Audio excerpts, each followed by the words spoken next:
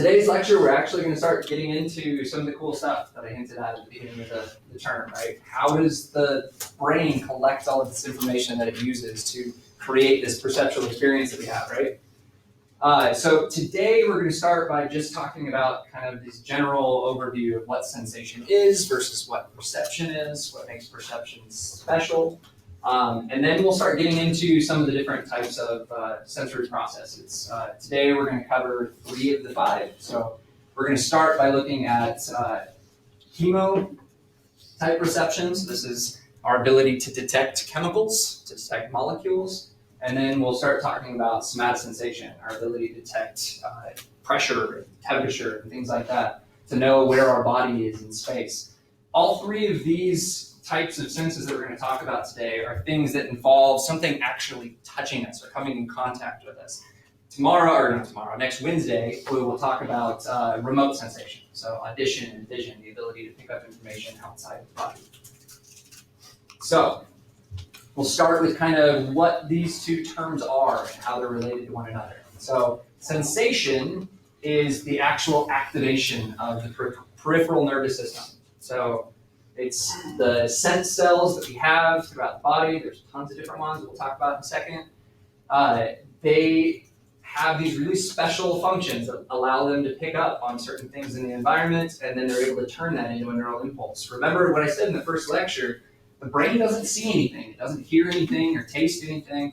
All it gets are neural impulses. It's a pattern recognizer. It makes sense of these neural impulses.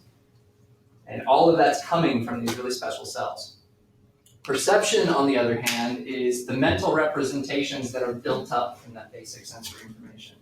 So we'll see throughout the course that there's a flow of information through the brain, from really simple types of information like in vision, like lines and orientations. And as you go to higher areas of cognition, you start to see that all of these features are starting to put together into these complex perceptions. Our ability to smell something and actually name that it was a grapefruit. Right? So that was kind of what I was hinting at. So the sensory signals are kind of the building blocks. This right here is really important though. Our perceptions are not necessarily an accurate representation of the world. Our senses can be tricked, like optical illusions do, right? So it can be accurate, it can be inaccurate. If you want to go down the philosophical quicksand, we might not be actually seeing anything. I don't think we're going to go that route in this class until we maybe get to consciousness, and then it'll be interesting. But so the senses, as we kind of hinted at in our tour of the brain, are kind of picked up by all of these sensory cells, and then they're relayed to the central nervous system. So we talked about how there's this distinction between peripheral nerves and central nervous system. Central nervous system is the spinal cord and the brain. All of this information is coming from these kind of projections out into the brain, and then all of it is routed through all of these older structures that we talked about, these old phylogenetic structures.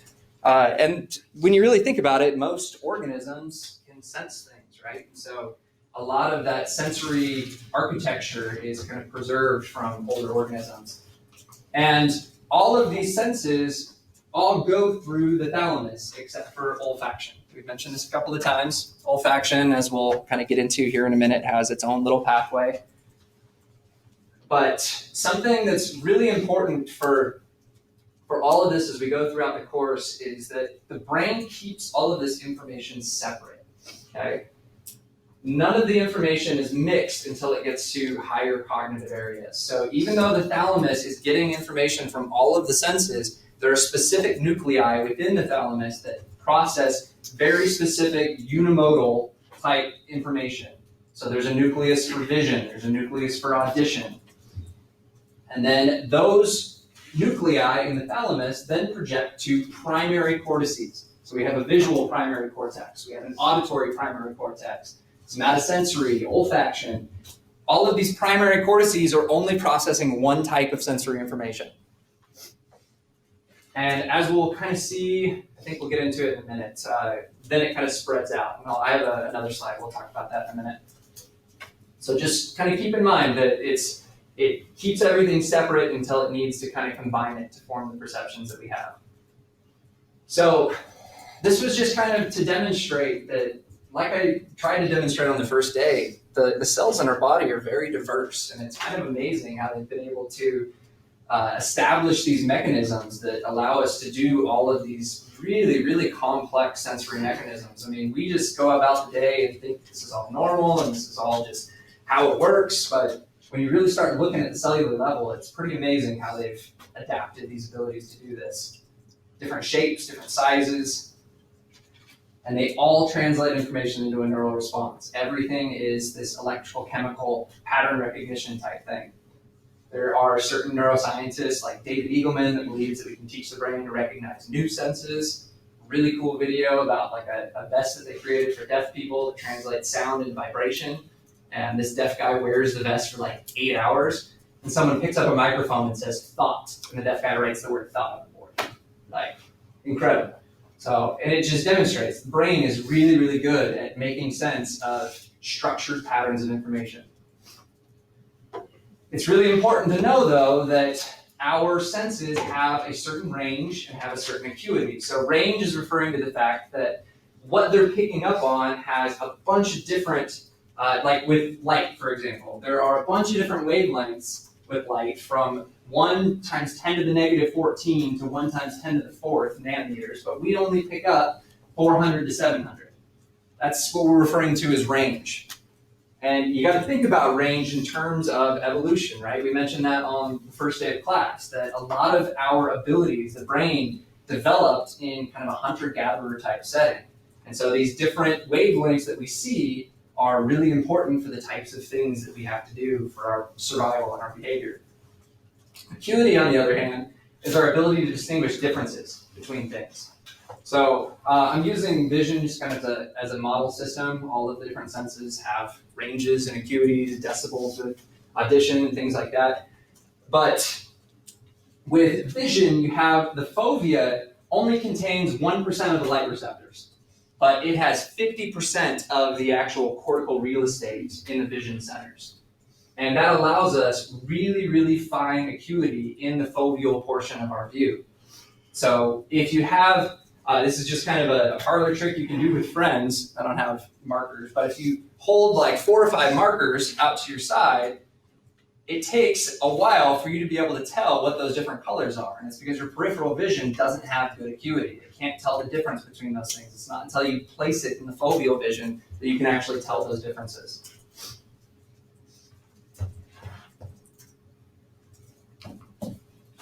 This is something important to keep in mind when you're thinking about what's going on at the cellular level. Adaptation is referring to the fact that our perceptual systems are really concerned about changes that are happening in the environment. Right? They want to attune to something that has changed, figure out what it is, and then move on. And because of that, our cells have adapted to light up when something changes and then quickly adapt and stop firing. So even though that stimulus is still in our visual field, the neuron actually stops firing because it's like, okay, this is not important anymore. So this is kind of what I was saying. So the action potentials will actually start to decrease if the stimulus persists. But there's 2 types of adaptation. There's fast adaptation, which is going to turn on right when they see something change, and then right when it changes again. And then there's slow adaptation, which will kind of taper off gradually. But almost all of our sensory modalities have some sort of adaptation. And this is why you get used to things, right? This is why you get used to bright light. This is why you get used to smells, and you kind of get smell blind, right? Because they stopped sending signals. The brain just didn't think it was important anymore. And we'll kind of get into that when we get into attention. There's some really cool mechanisms that kind of gate what's important and what's not. This is the slide I was kind of referring to. So this is an idea I'm going to come back to a lot. And it's this idea that the information is conserved from the senses. And so it's going to go to primary cortices first, which are here in blue. So V1 is our primary visual cortex. S1 is our primary somatosensory cortex. A1 up here in the temporal cortex is our primary auditory cortex. This one doesn't have olfaction or gustation on it. They both have primary cortices as well.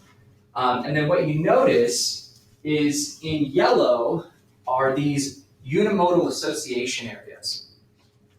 And what's happening, and you'll notice that these unimodal association areas border the primary cortices. And so you're seeing this flow of information from really simple types of information that are coming from the senses and these primary cortices, and it's somewhat hierarchical, right? You have a bunch of really simple information that's all relayed to like one neuron that has like a firing for a more complex object. So you start with just lines and orientations, and those lines and orientations are combined, and then you have a cell that maybe fires for like a table because it has a certain orientation. And so you're seeing in these unimodal association areas the formation of those features and the combining of those features. Now, unimodal association areas, all of these ones in yellow, are still only processing one sense. It's not until you get to the pink areas that you actually start to see the integration of information, multimodal association. And so the neurons in these areas will actually fire to multiple senses. And you'll notice that a big one is our frontal cortex. There's a lot of integration type stuff going on in the frontal cortex. There's a lot going on in the parietal cortex. When we get into object recognition, we'll talk about the what and where pathways. And those are actually what you're seeing in pink right here. You have the ventral one that comes down here into the temporal lobe, and you have the dorsal one that kind of goes up into the parietal lobe. That's mixing information from all these different senses, trying to locate things in space, trying to figure out what things are. We'll talk about that more in later lectures. But the important thing here is to just know that like all of this sensory information is being preserved until it's understood, and then it's being shared with these other regions to try to integrate things and form more complex perceptions. And this fact right here, that neurons in these areas can be activated by more than one sense, that's from single cell recordings in animals, where they're actually able to map out receptive fields. That was something we mentioned in Monday's lecture. The importance of single cell recording was huge in neuroscience because they were able to record from a cell and just keep showing it stuff until they got it to fire, right? And if you were doing single cell recordings in V1, then you're getting that cell to fire for really simple lines and orientations. If you're doing single cell recordings in some of these other regions around V1, then you're getting things to fire for like motion, color, and more complex objects like hands and faces. And then it's when you get into these areas that you can get it stimulus from different senses, and it'll light up for more than one thing. And it's actually stronger if it gets more than one thing at the same time. And we'll kind of get into that when we get into perception. Is the cortex necessary? So everything that we were just talking about involved cortices, primary cortices, unimodal association areas. They're all in our wrinkled cortex on the outside. But you have all of these animals that seem to have this perceptual awareness, right? They have sensory experiences. They seem to have behaviors that represent that they kind of understand the world in a certain way. What scientists believe, this is not well understood, but they think that the cortex is allowing for a lot more flexibility, the ability to combine information more efficiently, the ability to lay down more efficient memories. When we get into learning and memory, you'll see that we're actually reactivating cortical areas when we're remembering things. And so it's a way to kind of store information. So really important for our complex perceptions, but not necessarily important to just be a living organism and have a perceptual awareness. So that was kind of a general overview of what sensation and what perception actually are. And so now we'll start diving into what these different senses are. Keep in mind, this is not a sensation class. There is an entire class on sense and perception that dives really deep into all of these different things. I'm going to kind of briefly talk about what the different cells are that collect that information, and then we're going to look at it from a cognitive neuroscience approach, and we're going to see what's going on in cognitive neuroscience that's kind of adding to this. How are we investigating these sensory systems with the tools that we talked about on Monday? So the first two we're going to talk about involve chemosensation. So chemosensation is our ability to pick up molecules, to differentiate between molecules that are coming in contact with different sensory organs. So olfaction is one type, and gustation is the other. Very similar type processes in both. They actually share some cortical real estate, as we'll see. And we'll start with olfaction. Kind of this amazing ability to take in just thousands of different types of molecular configurations. And you'll see in a second, like, the possibilities of the different types of smells is immense. And like, we can label so many different kinds of smells. When we get into taste, there's very distinct tastes. There's like 5 different types of taste. And when we're talking about smell, there's so many possibilities. And I'll show you why that's the case. So the olfactory pathway, the way that it works, this is the one that doesn't go through the thalamus, right? So odorant molecules will enter the nose, and odorant molecules are just molecules. We just label them odorant molecules because they're molecules that can be picked up by our olfaction receptors. And these bipolar receptors, bipolar, when we talk about neurons, just means that these neurons have 2 projections. They have one projection that comes out and collects the sensory stuff, and they have another projection that goes and sends the neural response.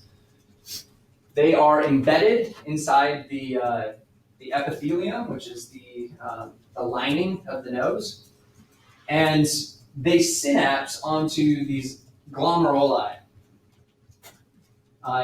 If you guys took biopsych, I'm sure Matt Smear does a much better job at this. This is like his life. We're going to kind of just briefly get into it. So what happens then after these bipolar neurons synapse onto these glomeruli? Those glomeruli form what is the olfactory nerve that then goes to the primary olfactory cortex. And the olfactory cortex then projects to secondary olfactory cortex. So when we're talking about secondary, if you see primary versus secondary, secondary is referring to unimodal association areas. So these are where further processing of those specific senses is happening. Oops. And we'll get into this pathway a little bit more on this next slide, so don't worry too much about getting all of this down.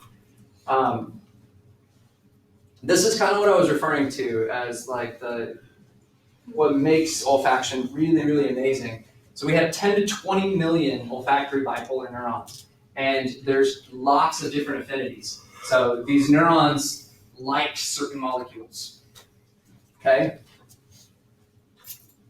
And they have these cilial projections, these hairs that come down into the mucus, and the odor molecules kind of embed themselves into the mucus and work their way to these hairs and bind to ones that are specific to those types of molecules. This was kind of interesting, the fact that these are actually, these axons are projecting through the bone.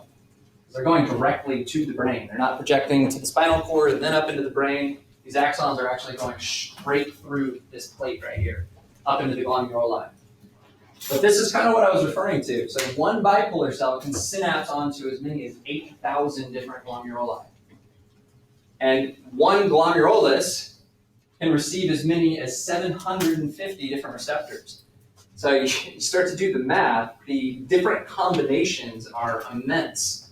That's why we have so many different smells, so many profiles that we can pick up on, is because of this really complex system.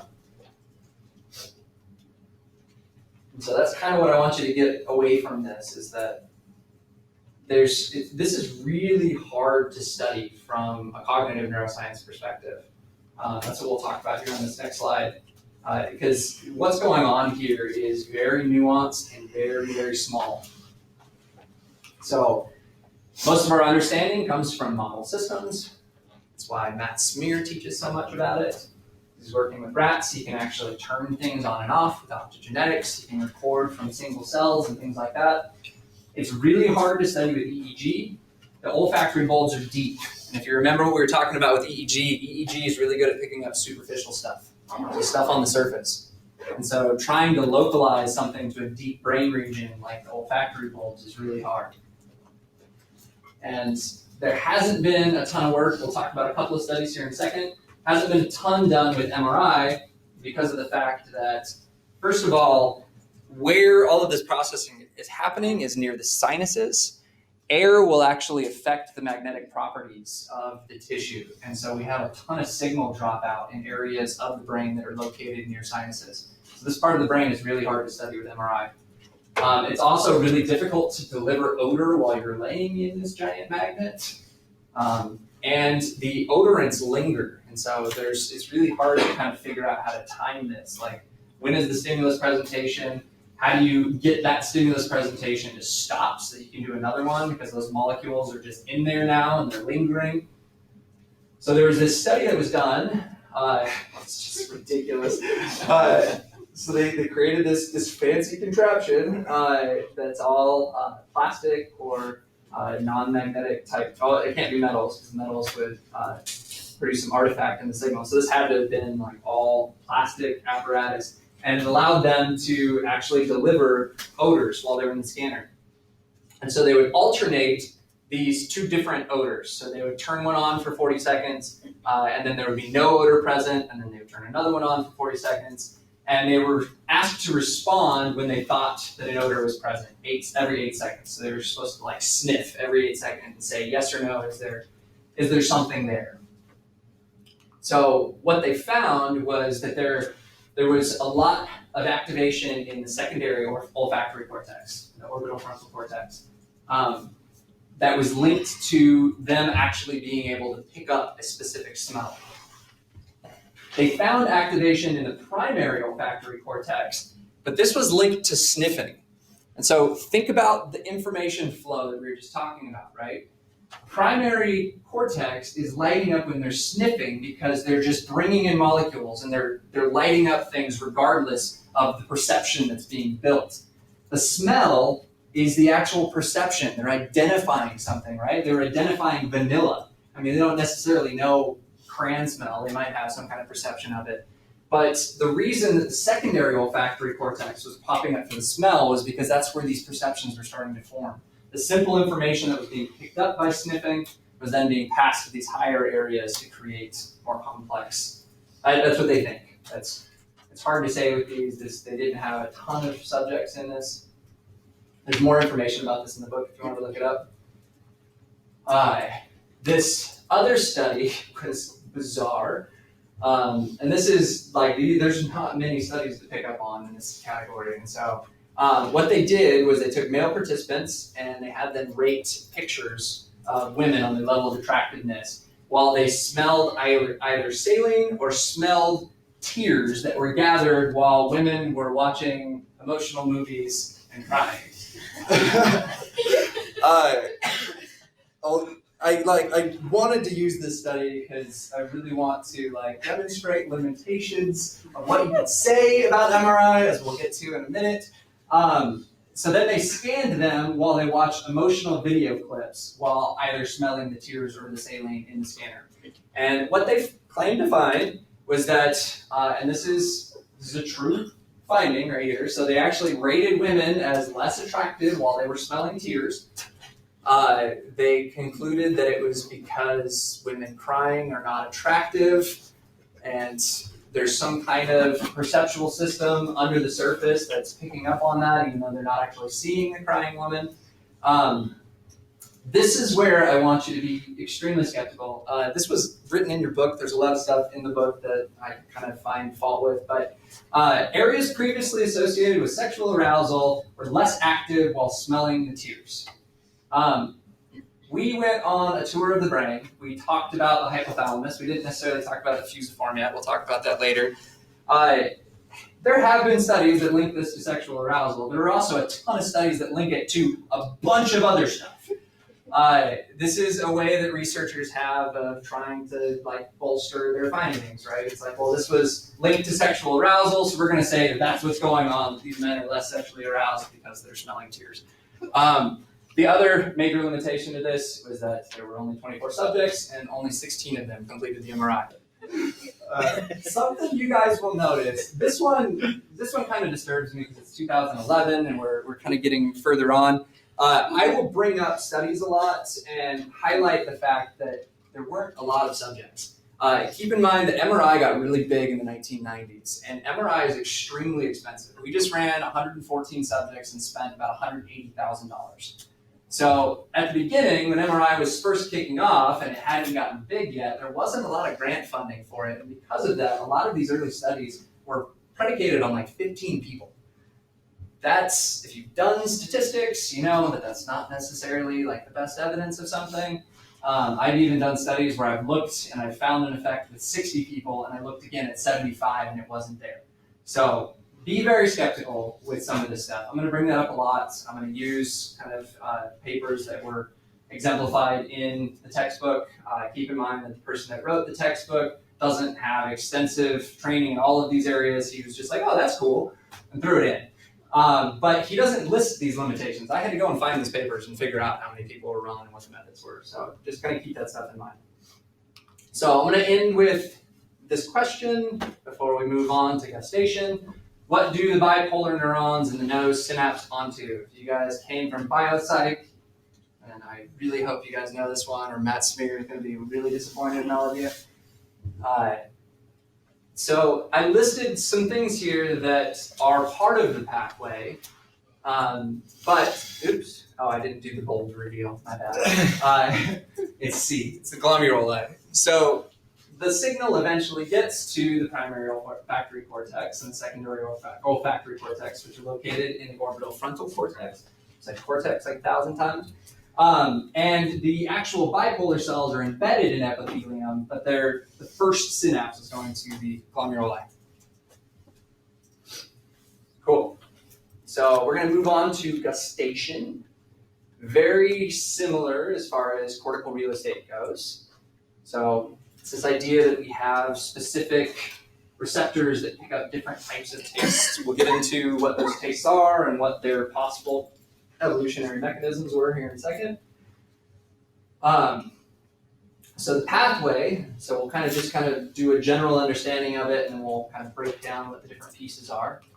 So we have these taste receptor cells that are in taste buds, and they pick up tastant molecules. So just like I said earlier with odorant molecules, it's not some fancy kind of molecule, it's just a molecule. The only reason it's called a tastant molecule is because it's something that those receptors are tuned to, they have an affinity for. The taste receptors then synapse onto bipolar neurons that end at the gustatory nuclei in the brainstem. And so this is something, the reason I wanted to highlight some of this pathway stuff, it's not something I'm going to necessarily test you on. I just want you to keep in mind that there's processing happening. It's not that these neurons are going straight from here to the brain. They're going here to the brainstem. The brainstem is then sending signals up to the thalamus, which has a nuclei that's specific for gustatory type information. And then after being processed in the thalamus, then the information is then sent to the primary gustatory cortex. So when we talked about like animals that don't have cortices that are still able to do all of this stuff, a lot of that old machinery is still embedded in these parts that are still doing some kind of processing. We don't know exactly what kind. There's some ideas. This was a brain region I mentioned the other day that could kind of be like its own lobe. We have 4 lobes, but the insula is kind of this island that's located underneath the frontal and like in between the frontal and the temporal cortex. And then it's further processed in secondary gustatory areas. And something I want you guys to notice here is where the secondary gustatory area is. Does that look familiar? Because we just talked about it. Smell and taste are very linked to one another, right? And a lot of that is because these areas are very close to each other. And so secondary is referring to still a unimodal area, but because that unimodal area is right next to the unimodal area for smell, there's region in between for them to start sharing information with one another. Something I didn't mention with smell, orbital frontal cortex, same with gustatory, is located really, really close to the hippocampus down here. And so you notice like when you smell something, you get a memory that pops up super quick. There's really dense connections between these areas and our memory centers. So taste buds. So we have these papilla that are bumps that cover our tongues. You can see them in the mirror. They are not the taste buds. So we have a ton of different papilla that do different types of things. Some of them are involved in gustation, which we're going to talk about here in a second, that do tasting. But others are also involved in secreting stuff that breaks down fats, saliva, things like that. And the ones near the front of the tongue don't actually contain a ton of taste receptors. Most of our taste receptors are way here in the back. There's hundreds and thousands of them located back there. We also have them in our cheeks. We have them in the roofs of our mouth. And the taste bud itself is actually kind of embedded down within this pore. So you have like the papilla, and then you have this pore that kind of comes down in it. And so the molecules are actually transferred down through this pore. And then you have, just like with the olfactory neurons, you kind of have these hairs, these cilia that go out and pick up stuff that's come down into those pores.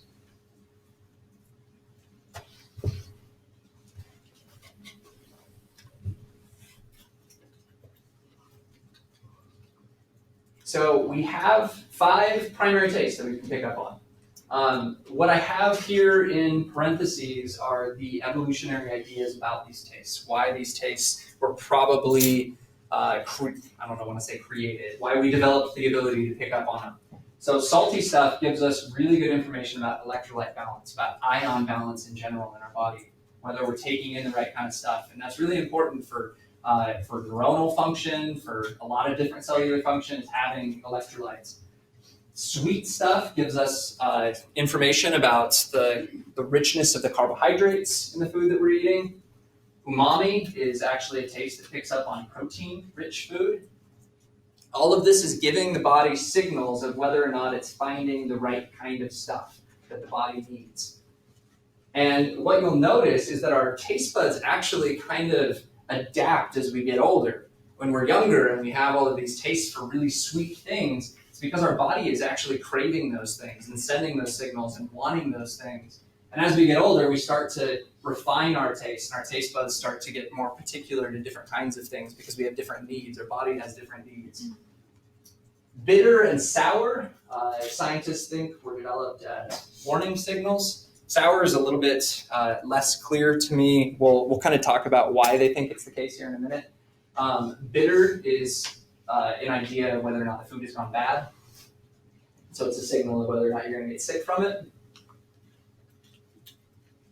And each of these different tastes is linked to a different kind of ionic property of those molecules that are coming in. Salty is the easiest one to demonstrate because it's really easy. It's NaCl. NaCl breaks up into these 2 ions. The sodium ions are the ones that get absorbed by the taste receptors for salty stuff. And the sodium itself then goes in and depolarizes the cell. The other taste buds are a lot more complicated. Some of them involve secondary messenger molecular transformations and things like that. We won't necessarily get into that stuff, but just keep in mind that the fact that we can pick up on these different tastes is specific to the kind of the ionic composition of the molecules that we're picking up on.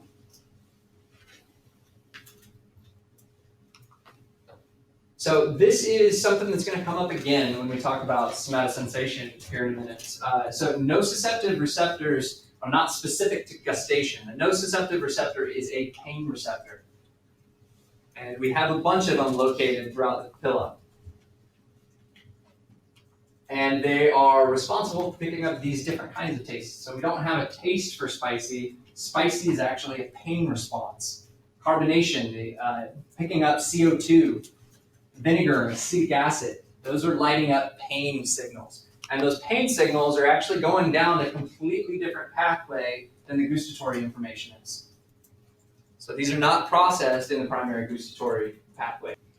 So just keep in mind that this is, like I said, it goes down a completely different path. It's the same nerve that collects information about temperature of the body and things like that. And it starts to trigger salivation, tearing, and vasodilation, which is increased blood flow, specifically to the face. Nasal secretion, you guys all probably think this is pretty familiar. If you've ever been to Buffalo Wild Wings, right? Bronchospasm, coughing. So just keep in mind, nociceptors will come up again. They are pain receptors. So this is something I want you guys to know. This is not true. There is not a map of taste on the tongue. This was a very popular science type belief. A bunch of scientists have proven this wrong. But what we have found, and what we will get to a lot with these other senses. So olfaction is kind of in its own category. It doesn't go through the thalamus. It has these crazy profiles of smell. What we'll see about every single sense from here on out is that sensory processing areas create maps of these senses, which is really, really cool. And so there's actually a gustotopic map in the brain. And so what they did single cell recordings in mice where they were recording from the thalamic nuclei that does gustatory type information. And then they gave the mice different types of food, right? Salty food, this was specifically sweet food, so sucrose. And so they found that there were very specific cells in the thalamus that responded to very specific tastes, and that they were grouped together in clusters. And what they did next, this was kind of a clever design, is that they found these cells first. So they found the cells that responded to sugar, and then they injected those cells with a tracer that allowed them to see where those cells were projecting into the primary cortex. And they found that in the insula, where the primary gustatory cortex is, that map is maintained. And so there's clusters in the primary gustatory cortex that actually separates all of these different tastes out. Now, something I mentioned earlier about sour being a warning signal, something that gives a lot of evidence for that is that they found clusters for all 5 tastes except for sour. So there was umami, there was salty and sweet and bitter. So those are the 4 that they found. Sour was not. And so they're thinking that sour is actually involved in the nociceptive pain path. And we talked about vinegar, acetic acid, right? Sour is a response to acidic things. And so they think that that's a pain response. So what I really want you guys to take out of this is the fact that there is a gustotopic map. There is preservation and separation of these different tastes in the brain. And there's one for all of them but sour.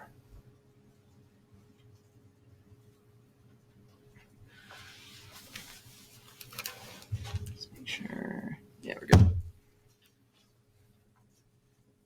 All right.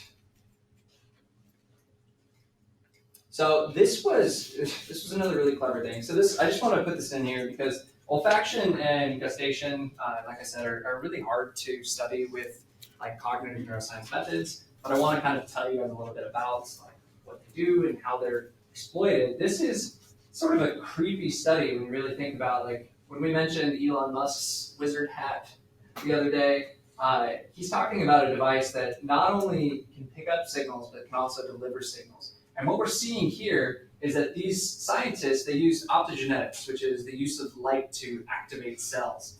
And they found these cells in the primary cortex of these mice, the primary gustatory cortex, that responded to either sweet or, bitter? I'm trying to find it. Bitter, sweet and bitter.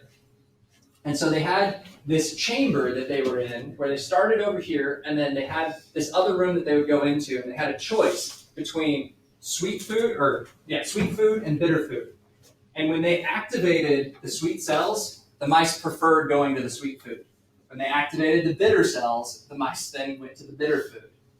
And so there's a lot going on under the hood. And this was something I was trying to get at in that first lecture when I did kind of my intro, is that we think we have a lot of control, but there's a lot of stuff that's coming up from these primary cortexes that's driving our behavior that we're not aware of. And this is a really, really cool demonstration of that they really controlled these mice's behavior.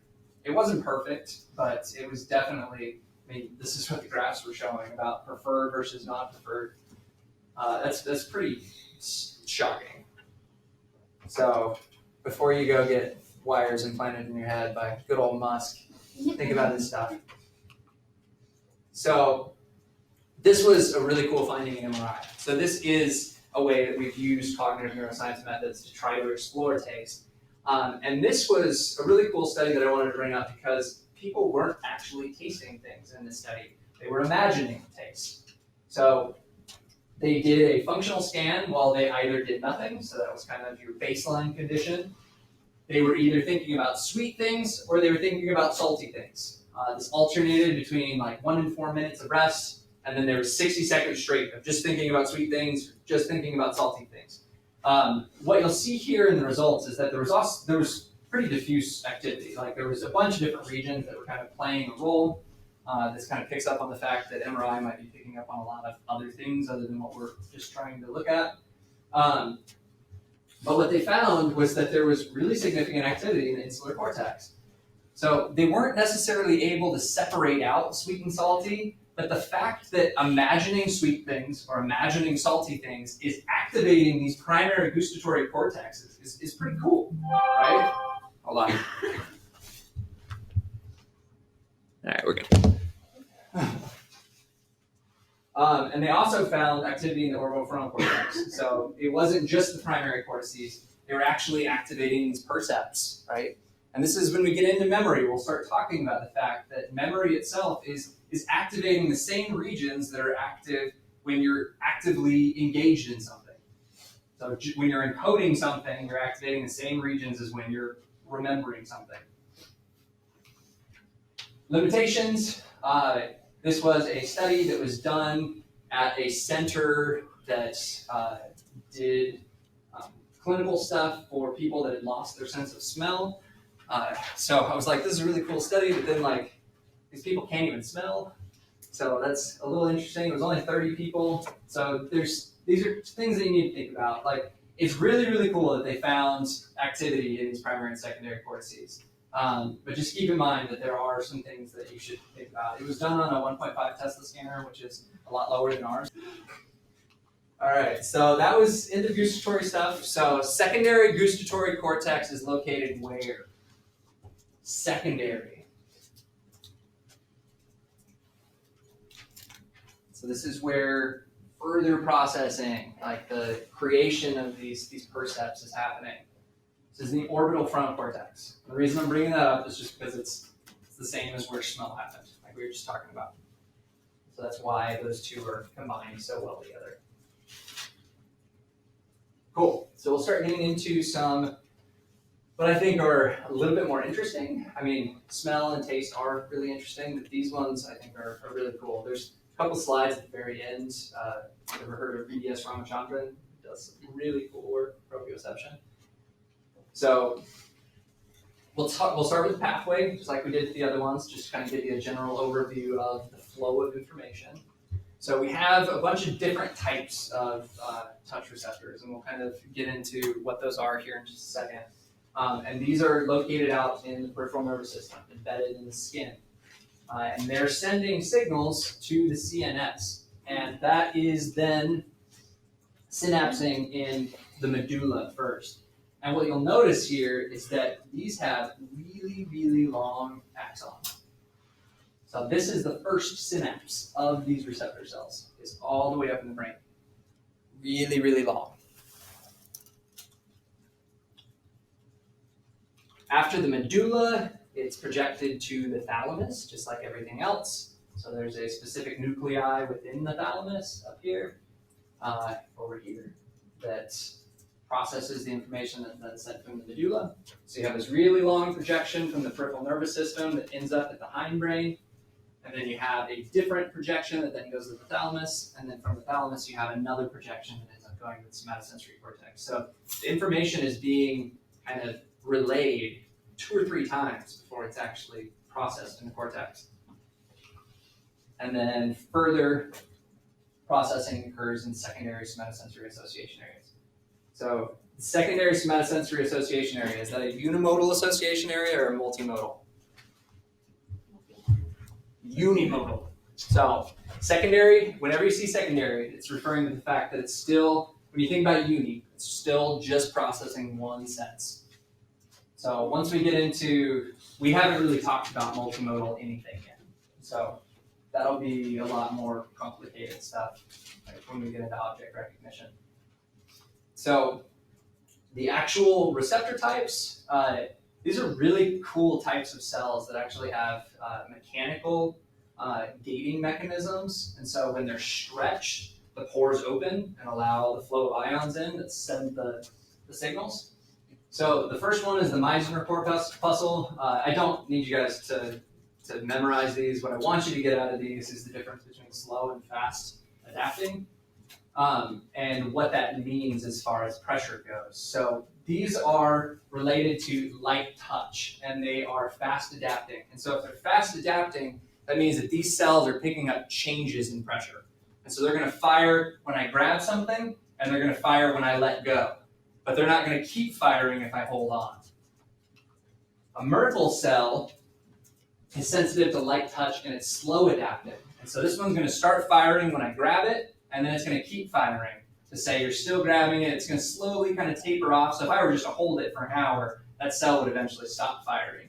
But this one is giving more information about sustained touch, whether or not we're still holding something, whether or not we're still doing something with it. Pacinian corpuscles are sensitive to vibration, and they are fast adapting. And Ruffini corpuscles are sensitive to stretching and pressure, and they are slow adapting. And so there's this push and pull with what's going on with these different touch receptors, of giving the brain information about what has changed and what has stayed the same. So this is the really big idea I want you guys to get out, is this bottom point here. So slow adapting refers to sustained pressure. Fast adapting is just going to fire when I first touch something or when I first let something go. And the brain's kind of combining all of that information to get a sense of what's being held, what's being touched. The fact that they're called mechanical receptors refers to the fact that they're being stretched. So there are certain types of pores that are voltage gated that'll open up if it gets to a certain voltage. This one is more of a stretching thing. You don't need to necessarily know that, but proprioception is our awareness of where our body is in space, what our muscles are doing at any given time. And there are very specific receptors that are actually embedded within our muscle cells, and they are stretch receptors. And so they're monitoring how much that muscle has stretched out. And this gives information about where it is in space, right? If it's constricted in my bicep, that's giving my brain information that my forearm is probably in this orientation, because that's what that muscle does. It's also giving the brain information about load, how much weight is bearing on those muscles. Oops, I thought there was another thing. So these ones are really important for determining how much our muscles can take and where our limbs are in space.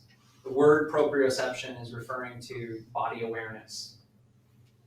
This is a big thing that the parietal lobe does, as we'll get into later on in the class. The parietal lobe is building kind of a map of the body and where the body is in space.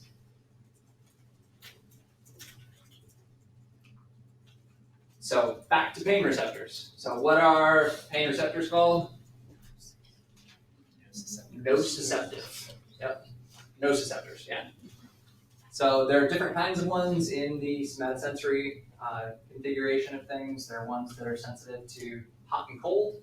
There are ones that are sensitive to really intense pressure. So these are also mechanically gated ones, but the mechanical mechanism requires a lot more to actually open it up.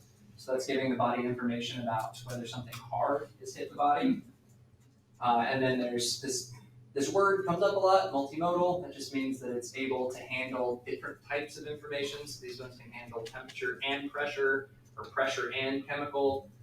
These ones tend to be pretty complicated. Main thing I want you guys to take away is that pain signals are different than regular sensory signals.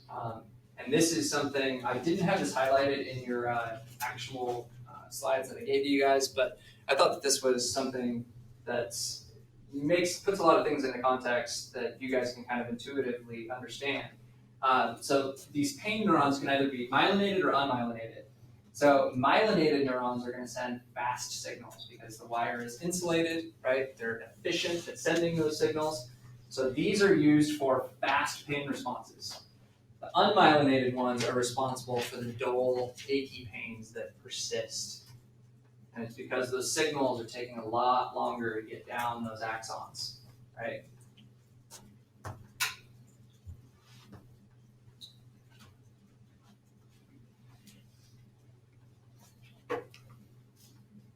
This was something, I'm going to just kind of briefly go through this because we've talked about this before. So there are reflexes. We mentioned this in the first day with Charles Sherrington was studying reflexes. So there are actually sensory neurons in the peripheral nervous system that never make their way up to the brain. They synapse directly onto motor neurons, and they're specifically used for these really fast responses that are needed in case something dangerous touches the organism, right?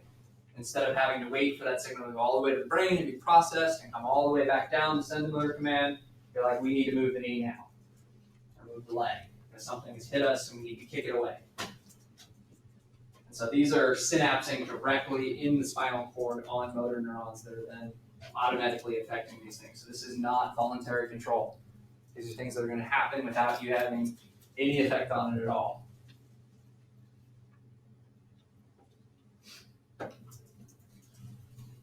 Cool. So we've made it, we made it to the brain. And just like I mentioned with the gustatory stuff that you'll see with the other senses that we get into, is that all of these senses are organizing the information in a really, really efficient way. They've created a map. This one's called a somatotopic map because it's somatosensory. We had a gustatopic map that was mapping out different tastes. The somatotopic map is referring to the fact that we have a map of the body on the parietal cortex, in the primary somatosensory cortex. It's referred to as the sensory homunculus, and this really funky looking dude is what we would look like if it was representational of how much actual stuff there was. The important thing to know here is that the cortical real estate up here is not related to how big those actual parts of our body are. They're related to how much we use those parts of our body. We use our hands. Our hands are one of the most important touch things that we have. The reasons that babies put things in their mouth is because we have really, really sensitive touch receptors in our lips and really sensitive touch receptors in our hands. It's just like with foveal vision, or the foveal portion of our vision has really good acuity. We can tell the difference between things. If I put something on your back in one spot and put something about an inch away from it on your back, you'd have a hard time distinguishing between those two things or telling that there was a difference between where they were. But if I put something less than a centimeter away on your hand, you're going to be able to tell that those are in different places because there's a lot more sense receptors in your hand than there are in your back. So a lot of real estate for the face and a lot of real estate from the hand. And it's really important to know that it's related to the amount of use that those things go through. And there's some really cool stuff we'll get into later. So somatotopic maps, a map of the body on the cortex, related to the amount of use and not the size. So the reason that this is such a big idea is because that representation, we have animal models that we try to use just to try to understand the human brain, right?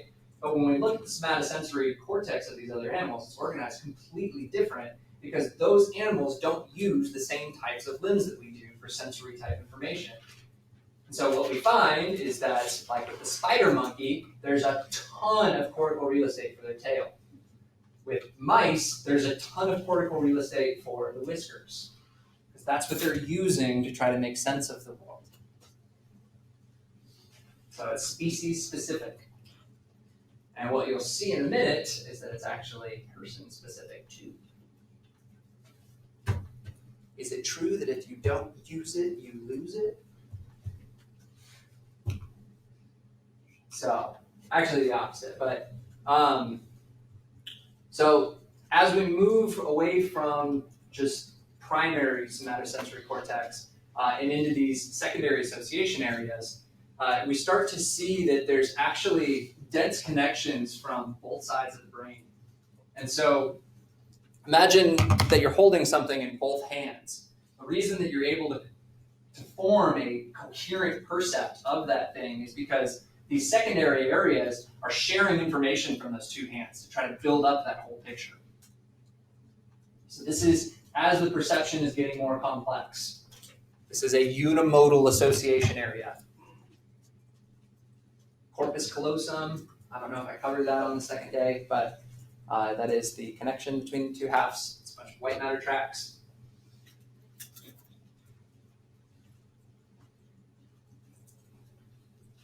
And so texture and size are more complex representations than just the edges and the pressure that we're feeling. This is the brain building up on that really early, simple sensory information and determining, okay, it's rough, it's big, I have the whole world in my hands. So we can create these holistic representations. It's this important idea of sharing information from the two halves, so that you're able to create this whole picture. So this is a really cool finding. I'll show you there's definitely some limitations to this one, but there's some follow-up that kind of prove this idea. So these guys use MEG to try to look at how much cortical real estate was being used in violinists versus non-musicians. And so what they did is while they were recording MEG, they stimulated the digits on both hands. And so they were able to kind of map out where on the brain the real estate for those fingers were, what regions were lighting up when I was stimulating each of those fingers. And what they found was that violinists had a bunch more cortical real estate devoted to those fingers because they were using them a ton. And the really cool finding that they found was that there was actually a correlation between the amount of difference, so the amount of increased cortical real estate that was being taken up, and how long they'd actually been playing. So the longer they had been playing, the more real estate was devoted to that hand. Is that these studies, although there's this really nice looking line of like, okay, people that have been playing longer have more cortical real estate, there's no way for us to test whether the chicken or the egg came first. Are these guys really good at playing violin because they already had a bunch of cortical real estate devoted to that?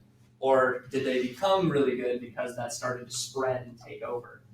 Right? And it's not really clear too, like when the developmental stuff is interfering with that. And so it's really tough because that's a lot of longitudinal type studies that become really complex. As you'll see here, this was a study in 1995. There were 9 violinists and 6 controls. So this looks really cool. This has actually been replicated, not this exactly, but I'll show you it was done in MRI. And so what they did here is this was 80 people, which is much better. Still not enough for group differences because there were only like 20 in these two groups, but professional keyboard players, amateur keyboard players, and non-musicians. And they all underwent structural scans. So we kind of talked last time about different things that you can do with MRI. You can do structural imaging and you can do functional imaging. Structural imaging is looking at how much cortical thickness and how much cortical surface area is devoted to certain things. And so what they found was that there was these notable gray matter differences between the 3 groups in these different regions, primary motor regions, somatosensory regions. It was a lot more, it's tricky here because they weren't doing functional scanning. So they didn't know exactly where certain hand things were, things like that. They were just saying there's more gray matter. There's more stuff in these areas. And what they found, this was a really cool finding, was that the most was found for the professionals. And then it kind of tapered off for intermediate players, and then it was the least for these non-musicians. They wanted to avoid gender effects, so they used all male subjects. So something you want to look at. Something that you guys should probably know about MRI is that almost every single MRI study is all right-handed individuals. We don't scan left-handed people because there's evidence that left-handed people have lateralization differences between them. And when we're doing MRI, we're lining everybody's brain up. And so if a left-handed person has different parts of their brain for different stuff, then we're lining up the wrong stuff. So inherent limitations to a lot of this stuff. And this is what I was kind of mentioning to you. There's no way here to tell whether or not these people became really good keyboard players because they had more gray matter, or if they developed more gray matter because they've been playing keyboard for a really long time. So, and I try to list these as much as I can so you guys can dig into them a little bit deeper if you wanted to. This guy is like one of my favorite people in the world. V.S. Ramachandran is really, really cool. He does really cool work with phantom limb and proprioception in general. So phantom limb is this idea that when you lose a limb, a lot of these people report still being able to feel that limb. They still have all of that cortical real estate devoted to sensing that limb that didn't get removed. And what they actually find, so if someone damages their arm and it's not amputated immediately, and it's put in a sling for weeks and weeks and weeks, and it's restricted, when they finally amputate that arm, a lot of these patients will actually report that the limb is stuck in that position, and that they can't move it, and that it hurts, and they're just like freaking out because like it's just stuck there and they can't do anything about it. Whereas people that have the amputation done immediately tend to report feeling it moving, tend to report feeling sensation in it, all those kind of things. So people that don't get it removed immediately tend to feel a lot of pain in something that's not even there.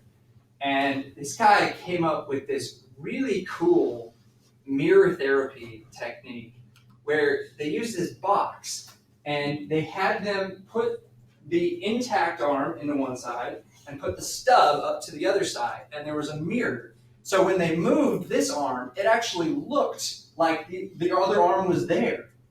And these people that had had this like stuck syndrome of like feeling like the limb wasn't moving, as soon as they saw the mirror reflection moving, they felt the arm move. It like became undone. They felt this relief of pressure. When they touched the intact arm and the person saw the mirror reflection, they actually felt the sensation in the missing arm. Like crazy stuff. Like I think this is just like really freaking cool. And he actually went a little bit further, kind of to the point that was brought up earlier about cortical takeover, this regional takeover. So he had this patient that had a missing limb, and 4 weeks after he lost the arm, he started to poke him with a Q-tip all over. And he was asking him, I want you to report where you feel that. And so you poke him on the arm, I feel it on the arm. Poke it on the shoulder, I feel it on the shoulder. And then he got to the face. And he poked it right here, and he's like, okay, I feel it on my cheek, but I also feel it in my missing thumb. I feel it in the top part of my cheek, but I feel it in one of my fingers. So what had happened was this area of the face, and remember, the face takes up a lot of real estate. There's a lot of sensory stuff going on in the face. This part of the face was actually directly next to the missing parts in the brain. And so this part of the face had actually just taken over that cortical real estate. And so when they were touching the cheek, when they were touching the chin, whatever, they were able to feel it in both places because this whole region had just taken over. And a lot of that, what we'll kind of get into in later lectures, is this idea that the brain is trying to obtain more processing power. And so because there's this unused cortical real estate, it's like, well, I can use those neurons for pattern discrimination in my sense, right? And so this is something we'll return to. We see this in blind people that end up having their occipital lobe used for tactile information when they're reading Braille. We have like deaf people that are using their temporal cortex for like visual discrimination stuff. It's really, really cool how the brain is able to just like reorganize, adjust, and fix these things. So that's kind of where we're going to end today. Hope you guys liked it. I don't know how I got through that on 2 hours of sleep, but